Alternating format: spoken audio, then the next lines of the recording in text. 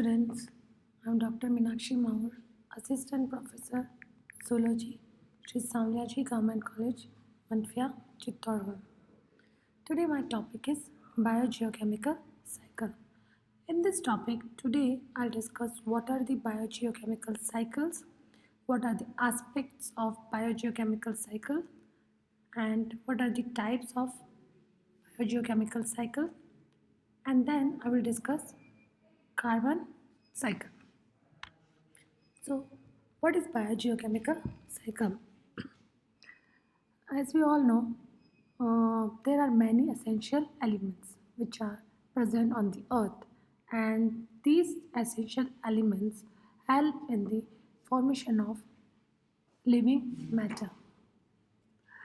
These essential elements are provided by earth and are used by the organisms for their bodybuilding and the metabolism. And these elements are known as biogenetic nutrients or biogeochemicals. And what are the biogeochemical cycles? Biogeochemical cycles are the cyclic pathway through which chemical elements move from environment to organism and then back to the environment. And these cycles are also called as nutrient cycles. In other words, we can also say the exchange of materials or biogenetic nutrients between living and non-living components of biosphere is called biogeochemical cycles.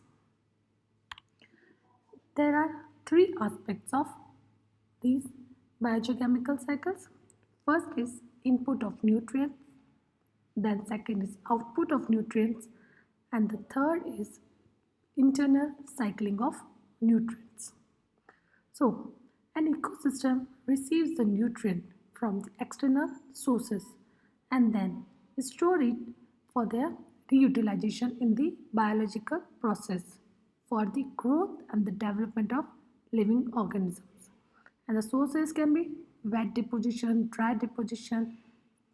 In case of nitrogen cycle, there may be symbiotic biological fixation in the soil and then release of nutrients from their fixed state by the weathering of rocks. Then output of nutrients means nutrients are moving out of an ecosystem. How?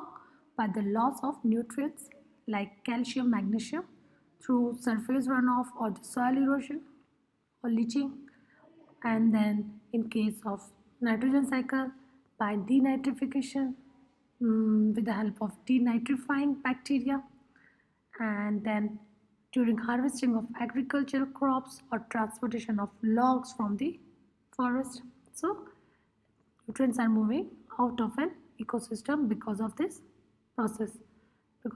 Then internal cycling of nutrients. It comprises of regeneration of the nutrients. How?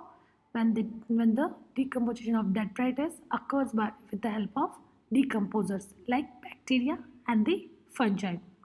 And these nutrients get stored in the soil for reutilization.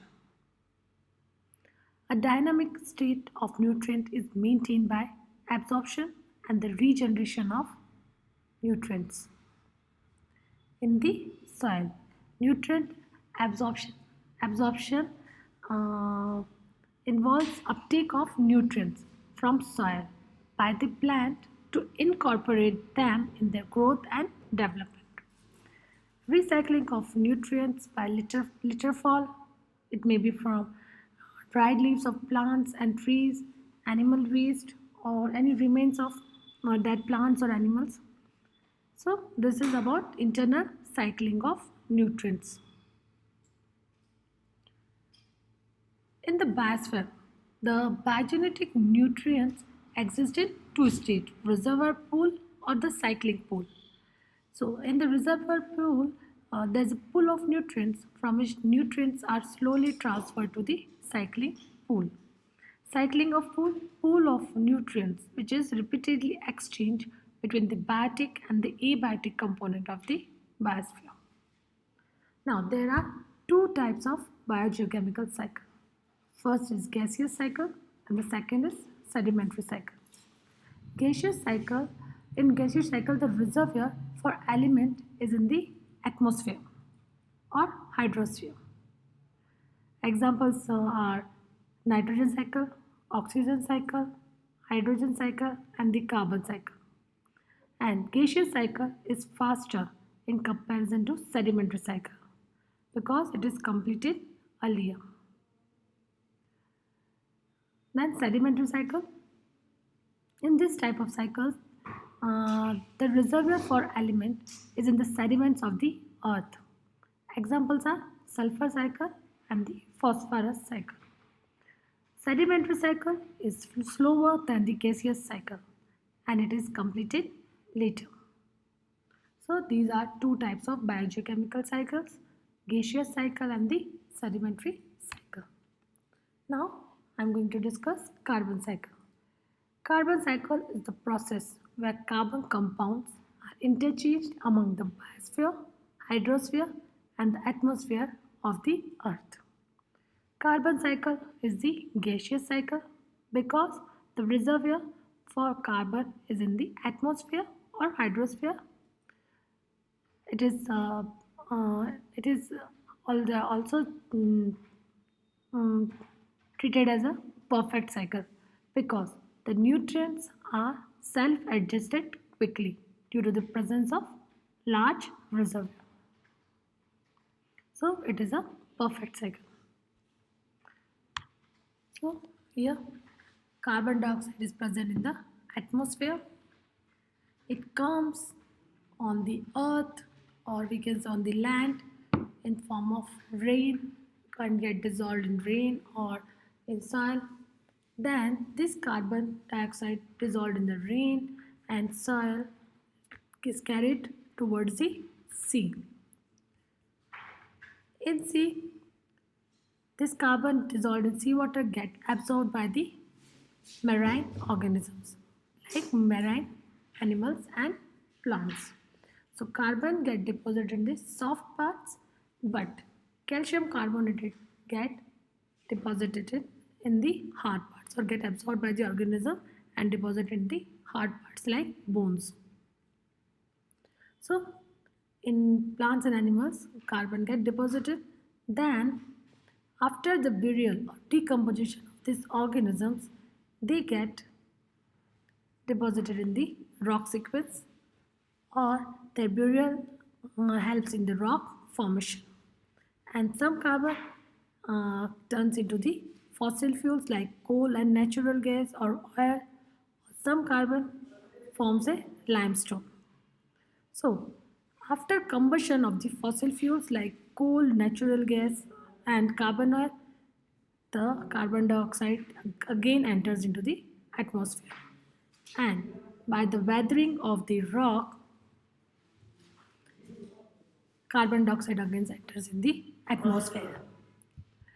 So, carbon dioxide atmosphere is also also embedded in the green plants, like it is observed by the green plants in the process of photosynthesis. So during photosynthesis, carbon dioxide enters the green plant. After the combustion of the green plants, consumption of the green plants through land animals, carbon again enters into the land animals. And after the excretion of the land animals or the death of animals, carbon enters in the soil. When green plants dies, again carbon enters into the soil. Now, land animals when respire release carbon dioxide in the atmosphere. Green plants respire, then again carbon dioxide released into the atmosphere. So through the photosynthesis, carbon enters into the producers, and after the consumption of green plants, carbon enters into the land animals. So this is the cycle of carbon dioxide. Carbon cycle, in which you can say carbon is moving in a cyclic path. So today I discussed what are the geochemical cycles. Then there are three aspects of biogeochemical cycle. First is input of nutrient, output of nutrients, and third is internal cycling of nutrients.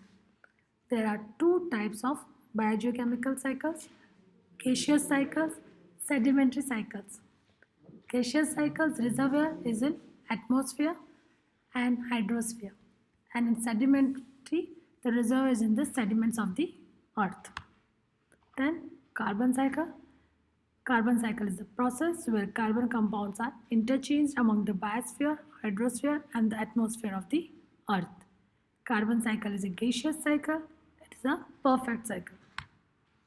Then this is a carbon cycle where you can say carbon is released, carbon dioxide enters into the living organism in form of dissolved in the form of dissolved state in rain or soil and carried to the sea.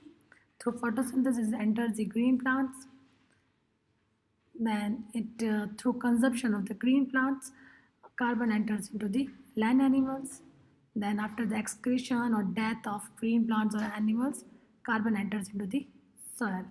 And after the burial or the rock formation, carbon get deposited in sediments in the form of fossil fuels like coal, natural gas, or oil. After the combustion of fossil fuels, again carbon dioxide enters the atmosphere, and the weathering of rock is also responsible for the release of carbon dioxide in the atmosphere.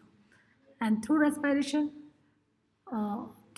of animals or plants, carbon again enters into the atmosphere. So this is all about carbon cycle, and carbon cycle is a gaseous cycle because the main reservoir is in the atmosphere.